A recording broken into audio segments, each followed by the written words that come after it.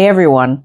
Since I've been on such a social media TV kick, I thought I have to redeem myself with suggesting some awesome documentaries that are out there instead. Because that's the thing. I have watched all the documentaries, I've watched all the serial killer stuff, and I needed a change of pace. But I wanted to give you guys some tips in case you guys were looking for something new. I picked out 10 documentaries that are on Netflix currently. Netflix in Sweden, so I'm not quite sure if they're on the American Netflix, but a lot of you guys have, your ways of, your VPN and all that. But the first one I want to talk about is the Murdaugh murders, a Southern scandal, and that's about a lawyer family, a pretty rich lawyer family down in South Carolina, and there was like several deaths like revolving around this family, and I thought it was really interesting and really heartbreaking for the casualties. And it shows you, just how much money can really, get you out of everything, and how, shady the police can be and how they can be bought. So I'm pretty sure everyone in America has heard about, the Murdaugh family by now, because it was all over the news and he finally got sentenced. But if you haven't heard of it, check it out. Next one is Killer Inside the Mind of Aaron Hernandez. And this one is about a guy who becomes a famous football player who then commits murder. And it's kind of a tricky one because, if you have frontal lobe damage or brain damage, which you see with a lot of serial killers, it can alter your behavior and the way you think and the way you act. And what I always say to people, my patients, like, if your brain is not working, nothing works. So I think not a lot of people really understand that. It's like when you have frontal lobe dementia, you could, like I've seen patients that'll be like racist or aggressive or sexually, sexual harassing people, and they have like literally no control over it. So if you like psych and all that kind of stuff, then I definitely recommend you watch that one. Then there was The Hatchet Wielding Hitchhiker. This one had a lot of like twists and turns I wasn't expecting, and it was a fun watch. Let's just say that. I don't want to give too much away when I, describe these documentaries, so that you guys will have your surprises. Tinder Swindler. I think everyone has probably seen or heard of this one. But I this is going to sound so terrible. I kind of feel like some of these women not deserved it, but should have known better. Like, if you're dating some prince, of Arabia or whatever he was, super rich dude, why in the hell would they ask you for money? Like, you have to like logic. And I think, and I mean, even some of the women are saying like, they were just like, oh, the wealth, the wealth, wealth. Well, that kind of, bit you in the ass. So, for all those gold diggers out there, like, it's not like it serves you right, but it's like, God, you should have known better. If this is a super rich guy from one of those countries, they wouldn't even dare dream of asking a woman for money. So, I mean, if he's like super rich and all this shit, like, wouldn't he go to his family to bail him out? It just, to me, it was just so obvious. But I mean, a lot of people fall for these scams nowadays, with the guys working on oil rigs and, and it's really sad with, a lot of older women getting scammed. And, I feel sorry. I get, loneliness is terrible, but it's like, you have to use common sense.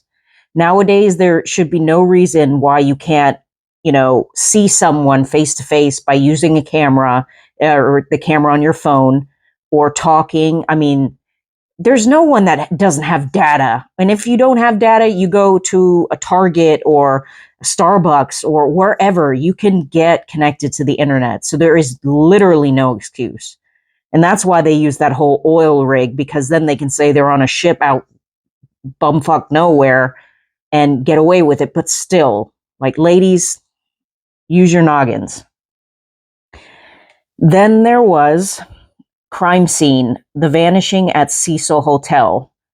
That one, that hotel is pretty famous for a lot of crazy shit going down. And this one is about a disappearance of a young girl.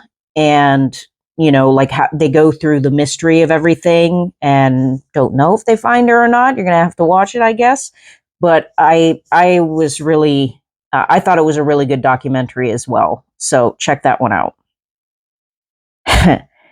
Another one that I really liked and didn't expect to like. It was just kind of on my like suggested for you because I guess they think I'm mentally ill because I watch all these serial killers and stalkers and blah stuff. It was Don't Fuck with Cats, Hunting an Internet Killer. That one was actually really cool because it shows like the power of internet sleuths and how like all these dedicated people, you know, behind the screen can figure things out. I don't want to spoil anything. The title doesn't really get you hooked, but it has to do with a serial killer just putting just a little sprinkle of information there. I don't want to ruin anything for anyone. But that one was also very entertaining. Then we have The Devil Next Door. And that one is about somebody who lived in the US that they thought was one of the notorious SS officers, Ivan the Terrible. And this one actually also had me like on the edge of my chair because you follow the whole trials and you don't know, is it him, or is this just some innocent old grandpa, or you know what's going on. So I would definitely recommend The Devil Next Door. It was also really good.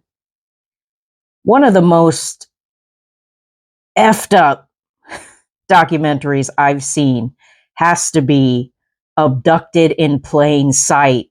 I know y'all that have seen it know that this is just so like, what the fuck is going on?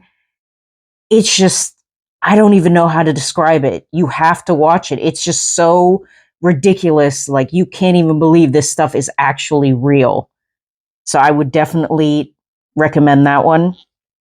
Then a new one, also really like twist and turn. You don't know what to think. American Nightmare. I'm pretty sure it's pretty popular right now. I didn't know what to think either, and it was actually like really thrilling. You should definitely watch that one if you haven't seen it. And then I saved this one was it's a good documentary, but it is heartbreaking.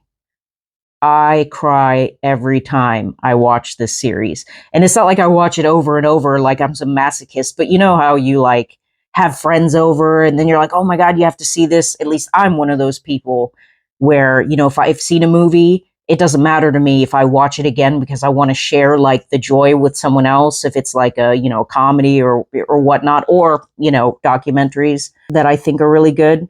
So I don't mind watching things more than once. And I think you catch a lot of things that you didn't catch the first time around.